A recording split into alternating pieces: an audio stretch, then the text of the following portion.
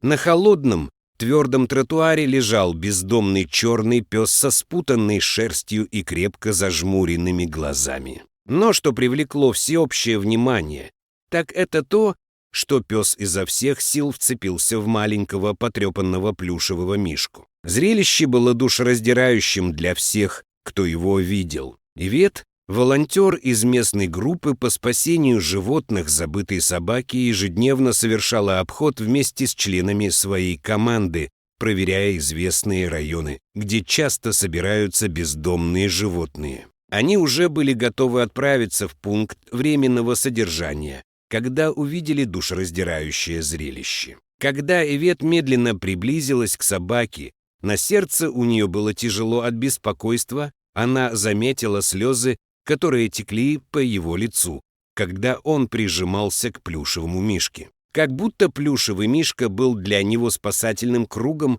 единственным источником утешения. Сердце Иветы болело за бедное создание, и она знала, что они должны помочь ему, чего бы это ни стоило. Но, оглядевшись, она поняла, что спасательный фургон уже полон других нуждающихся собак, у каждой из которых своя история боли и заброшенности. С тяжелым сердцем она пообещала собаке, что вернется за ней как можно скорее, и легонько погладила ее по голове, прежде чем уйти с места происшествия. Ивета не подозревала, что ее добрый поступок привлек внимание маленького мальчика по имени Лиам, который наблюдал за происходящим с противоположной стороны улицы. Как только фургон спасателей отъехал, Лиам бросился через улицу к месту, где жила бездомная собака. Он осторожно приблизился к дрожащему щенку, тихо говоря: «Эй, приятель, не бойся, я тоже здесь, чтобы помочь». Когда Лиам подошел ближе, он увидел, что ребра собаки торчат сквозь жидкую грязную шерсть, показывая, что она ужасно голодна. Поняв, как сильно собаке нужна еда, Лиам быстро сбегал домой и принес немного еды и воды для нее. Сначала пес настороженно наблюдал за мальчиком и крепко прижимал к себе своего потрепанного плюшевого мишку. Но вскоре его голод стал сильнее страха. В конце концов пес медленно приблизился к воде и проглотил еду. «Хороший мальчик», — прошептал Лиам. Он решил остаться с собакой до тех пор, пока Ивет и члены ее команды не вернутся, чтобы спасти его навсегда. Но пока Ивет и ее команда спешили вернуться к месту, где находилась бездомная собака, произошло несчастье. На шоссе у их фургона внезапно заглох двигатель, и они оказались в затруднительном положении. Из-под капота шел черный дым, когда машины проносились мимо них по оживленному шоссе. Звонок в приют для забытых собак подтвердил их худшие опасения. Из-за расстояния и пробок на дорогах потребуется несколько часов, чтобы прислать новый фургон. Время шло, и Ивет чувствовала себя ужасно, зная, что бедный пес все еще один, и она не может вернуться туда, чтобы помочь ему. Лиам терпеливо ждал остаток дня, присматривая за бездомной собакой и добавляя ей еды в миски с водой. Но с наступлением ночи все еще не было никаких признаков возвращения спасательного фургона Ивет. Лиаму пришлось отправиться домой, чтобы родители не забеспокоились. Он пообещал псу, что вернется проведать его следующим утром. Верный своему слову, Лиам вернулся с первыми лучами солнца, чтобы проведать бездомную собаку, о которой он заботился накануне вечером. Но, к его ужасу, собаки нигде не было. Лиам бродил по улице взад и вперед, окликая и высматривая хоть какие-нибудь признаки неряшливого щенка или его потрепанного плюшевого мишки-компаньона. Утро тянулось безрезультатно, и Лиам все больше беспокоился о том, что могло случиться с бедной собакой за ночь. Именно в этот момент он заметил подъезжающий фургон службы спасения забытой собаки. Узнав ветеринара, которого видел накануне, Лиам бросился к нему. «Извините, мэм, я помогал той бродячей собаке, которую вы видели вчера. Он тяжело дышал, но теперь он пропал. Я оставил его с едой и водой прямо там, но его там больше нет». Лицо Иветы вытянулось, когда она осознала это. Она не смогла вернуться, чтобы спасти собаку, как обещала. Жестом подозвав свою команду, она сказала: «Так, ребята, теперь это поисково-спасательная операция. Давайте начнем поиски повсюду в этом районе и рассредоточимся оттуда. Мы должны найти его». Затем вся команда вместе с целеустремленным молодым человеком начали отчаянные поиски, чтобы найти пропавшую бездомную собаку, пока не стало слишком поздно. Они проверили каждый переулок, каждый мусорный контейнер и каждое укромное местечко, о котором только могли подумать, зовя собаку и прислушиваясь к любым признакам ее присутствия. Шли часы, а их усилия оказались тщетными. Как раз в этот момент они услышали слабое поскуливание. Звук доносился из соседнего заброшенного здания. Команда осторожно приблизилась к сооружению, их сердца колотились от смеси надежды и страха. Войдя, они увидели цепочку отпечатков лап.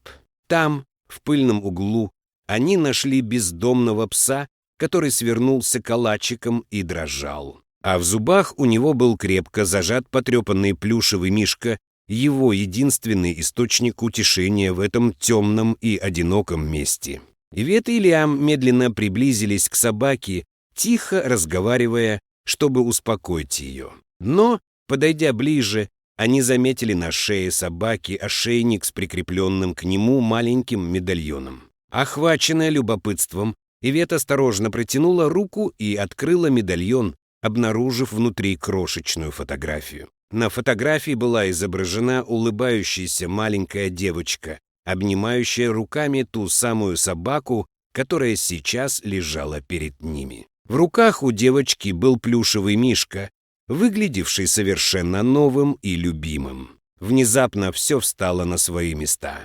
Этот пес не всегда был заблудшим. Когда-то он был любимым домашним животным, которого любила маленькая девочка на фотографии. Но случилось нечто душераздирающее, что разлучило их, и пес потерялся и остался один на улице. Все время, проведенное на улице, пес цеплялся за плюшевого мишку, который был его последней ниточкой к любви, которую он когда-то знал. Это напомнило ему о связи, которую он связывал со своей девочкой, о связи, которую не смогли разрушить даже трудности уличной жизни. Слезы потекли по лицу Иветы, когда она посмотрела на фотографию, осознав всю глубину преданности и любви этой собаки. Она знала, что они должны сделать все возможное, чтобы воссоединить его с семьей, независимо от того, сколько времени это займет. Спасатели осторожно подняли дрожащего пса и отнесли его в свой фургон. Вернувшись в приют, они приготовили ему теплую ванну и дали много еды и воды. Пес, казалось, почувствовал, что находится в безопасном месте, и его настроение немного улучшилось, когда он отдохнул, все еще сжимая в руках своего потрепанного плюшевого мишку. Убедившись, что состояние пса стабильное и о нем хорошо заботится, спасательная команда приступила к действиям, расклеив листовки, чтобы найти какие-либо зацепки о семье собаки. Они работали, не покладая рук, питаемые надеждой, что где-то там маленькая девочка ждет возвращения домой своей любимой подруги. Дни превратились в недели, и как раз в тот момент, когда они начали терять надежду, произошло чудо. В приют позвонила женщина, ее голос дрожал от волнения. Она увидела одну из рекламных листовок и сразу узнала собаку. Это была собака ее дочери, которая пропала несколько недель назад. Спасательная команда не теряла времени даром. Они договорились встретиться с женщиной и ее дочерью в их приюте, надеясь воссоединить потерявшегося пса с его семьей. Пока они ждали, пес, благодаря их заботе, теперь чистый и сытый, сидел рядом с Ивет не выпуская из рук плюшевого мишку. Внезапно подъехала машина, из нее выскочила маленькая девочка и побежала к ним на полной скорости. «Макс!» Она плакала, и слезы текли по ее лицу. «Макс, это ты!» Пес навострил уши и повернулся на звук голоса девушки. На мгновение пес не мог поверить своим ушам. Но затем с радостным лаем он бросился к ней, забыв о плюшевом мишке, который упал на землю, когда он прыгнул в ее раскрытые объятия. Воссоединение было незабываемым зрелищем. Девочка и ее собака прижались друг к другу, слезы смешивались со смехом, когда они катались по траве. Мать девочки наблюдала за происходящим с улыбкой, ее глаза блестели от слез счастья. Ивета наблюдала, и ее сердце было полно тепла и благодарности. Они сделали это. Они вернули этого преданного пса в семью, которую он никогда не переставал любить. Семья, которую он никогда не терял надежды найти. После эмоционального воссоединения мать кратко объяснила, что произошло, когда Макс исчез вместе с плюшевым мишкой Эммы. Несколько недель назад Эмма случайно оставила калитку на заднем дворе открытой, когда играла с Максом и плюшевым мишкой, подаренным ей на день рождения. Когда мы поняли, что Макс ушел со двора, мы искали повсюду, но не смогли найти ни его, ни плюшевого мишку. Мы несколько дней прочесывали окрестности, но безуспешно. Дни шли, и мы опасались худшего, что его, возможно, подобрали как бездомного или случилось что-то ужасное. В этот момент Ивет поняла, почему пес отказывался отпускать плюшевого мишку. Это была не просто игрушка.